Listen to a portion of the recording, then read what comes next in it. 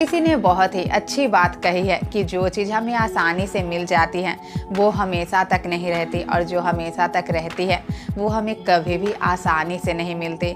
एक समय की बात है, एक गांव में रघु नाम का एक व्यक्ति रहता था। उसके घर से थोड़ी ही दूरी पर एक बहुत ही बड़ा पहाड़ था जहां पर वह पत्थर तोड़ने का काम करता था। रघु सुबह से शाम तक पत्थर तोड़ता और शाम को उसे जो भी थोड़े बहुत पैसे मिलते वह उन पैसों से अपने परिवार का गुजारा करता था। एक दिन रघु पत्थर तोड़ते तोड़ते बहुत ही ज़्यादा थक जाता है और थक हार कर बैठ जाता है और खुद को और अपने काम को कोसने लगता है कि मैं ही कोई अच्छा और बड़ा काम करने लायक नहीं हूँ, जिसकी वजह से मुझे ऐसा छोटा काम करना पड़ रहा है। पता नहीं कब मुझे इस काम से छुटकारा मिलेगा। मैं इस काम को करते करते अब मैं ऊब चुका हूँ। और इसी तरह से वो अपने काम को और खुद को कोसते हुए शाम को अपने घर जाता है। खाना खाते हुए भी वह यही सारी बातें सोचता रहता है कि काश मुझे कोई ऐसी शक्ति मिल जाती कि मुझे इस पत्थर तोड़ने के काम से छुटकारा मिल जाता और मैं जो चाहता वो मैं बन जाता।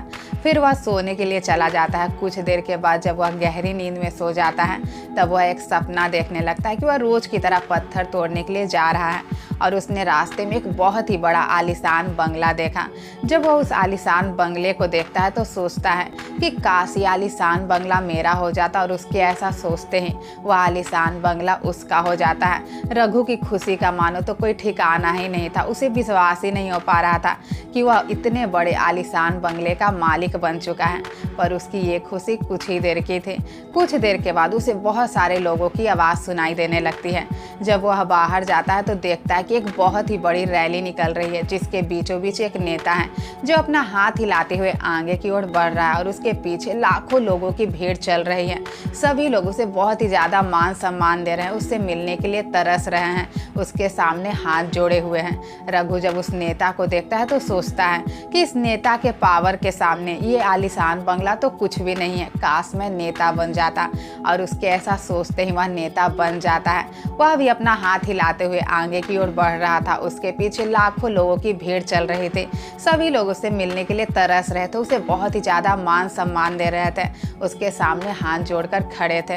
रघु ये सब देखकर बहुत ही ज़्यादा खुश हो रहा था, पर उसकी ये खुशी भी कुछ ही देर की थी।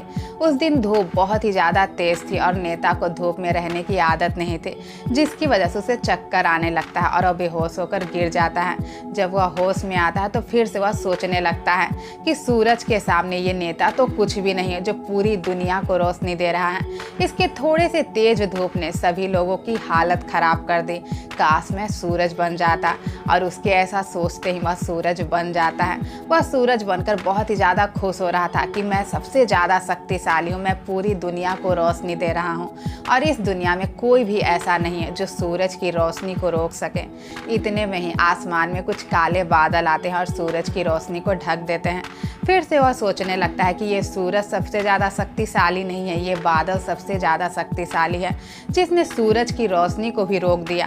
काश मैं बादल बन जाता। और उसके ऐसा सोचते ही वह बादल बन जाता है। वह बादल बनकर आसमान में कभी इधर उड़ता कभी उधर उड़ता। उसे विश्वास होने ही वाला था कि बादल सबसे ज़्यादा शक्तिशाली है कि इतने में ही हवा का एक तेज झोंका आता है और उस बादल को अपने साथ उड़ा कर ले जाता है। फिर से वह सोचने लगता है कि ये बादल सबसे ज़्यादा शक्तिशाली नहीं है, ये हवा सबसे ज़्यादा शक्तिशाली है जिसने बादल को एक ही झटके में अपने साथ उड़ा कर ले गया। काश मैं हवा बन जाता। और उसके ऐसा सोचते ही वह हवा बन जाता है। वह हवा बनकर बहुत ही अच्छा महसूस कर रहा था। उसका मन होता तो या तो एकदम शांत रहता या तेज तूफान बनकर जिसे चाहता उसे अपने साथ उड़ा कर ले जाता। एक दिन उसने अपने सामने एक बहुत ही बड़े पहाड़ को देखा और सोचा कि आज मैं ऐसी तेज तूफान लाऊंगा कि इस पहाड़ को अपने साथ उड़ा कर ले जाऊंगा। उसने अपनी पूरी ताकत लगा दी लेकिन वह पहाड़ को थोड़ा सा भी नहीं हिला पाया। फिर से वह सोचने लगा कि ये हवा सबसे ज़्यादा शक्तिशाली नहीं, ये पहाड़ सबसे ज़्यादा शक्तिशाली है। काश मैं पहाड़ बन जाता। और उसके ऐसा सोचते ही वह पहाड़ बन जाता है। अब उसे विश्वास होने ही वाला था कि इस पहाड़ से ज़्यादा शक्तिशाली इस दुनिया में कोई हो ही नहीं सकता कि इतने में उसे अचानक एक जानी पहचानी सी आवाज़ सुनाई देने लगती है और वह अपने शरीर में बहुत ही ज़्यादा दर्द महसूस करने लगता है। और वह देखता है कि एक व्यक्ति है जो छेनी और हथौड़ी से उस बड़े से पहाड़ के छोटे छोटे टुकड़े कर रहा है। फिर से वह सोचने लगता है कि ये पहाड़ सबसे ज़्यादा शक्तिशाली नहीं, ये पत्थर तोड़ने वाला व्यक्ति सबसे ज़्यादा शक्तिशाली है। काश में ये पत्थर तोड़ने वाला व्यक्ति बन जाता, लेकिन इस बार वह पत्थर तोड़ने वाला व्यक्ति नहीं बन पाता है। वह बहुत ही ज़्यादा कोशिश करता है कि मैं पत्थर तोड़ने वाला व्यक्ति बन जाऊँ, लेकिन वह नहीं बन पाता है और उसके शरीर का दर्द धीरे धीरे बहुत ही ज़्यादा बढ़ता जा रहा था।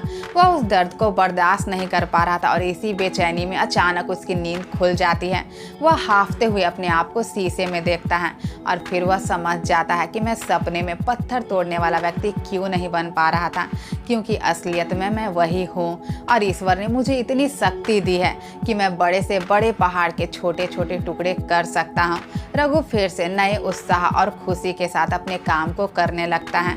इस छोटी सी कहानी से जो सबसे बड़ी बात है वह हम सीख सकते हैं कि हम जैसे हैं, जो भी काम कर रहे हैं, हमें खुद की और अपने काम की रिस्पेक्ट करनी चाहिए। हमें कभी भी खुद को या अपने काम को नहीं कोसना चाहिए कि मैं इस काम को करने लायक नहीं हूँ या मैं कोई छोटा काम करता हूँ या मुझे इस काम से छुटकारा चाहिए, मैं इस काम को करते करते अब मैं उब चुका हूँ। क्योंकि जब कोई चीज़ हमारे पास होती है तो वो हमें 2 कौड़ी की लगती है, लेकिन वही चीज़ जब हमसे छीन जाती है तो वो हमें 2 करोड़ की लगने लगती है। इसीलिए आप जिस भी फील्ड में काम कर रहे हैं, आप ये मत देखिए कि कौन आपसे पीछे या कौन आपसे आगे निकल चुका है, बल्कि आप ये देखिए क्या आज आप अपने बीते हुए कल से बेहतर कर रहे हैं या नहीं। अगर आपको ये स्टोरी पसंद आई हो तो इसी तरह की और भी मोटिवेशनल स्टोरी सुनने के लिए आप मेरे चैनल को सब्सक्राइब कर दें, बेल आइकन को प्रेस कर लें ताकि आने वाली वीडियो की नोटिफिकेशन सबसे पहले आपको मिल सके। मैं आपसे मिलूंगी अगले वीडियो में। धन्यवाद।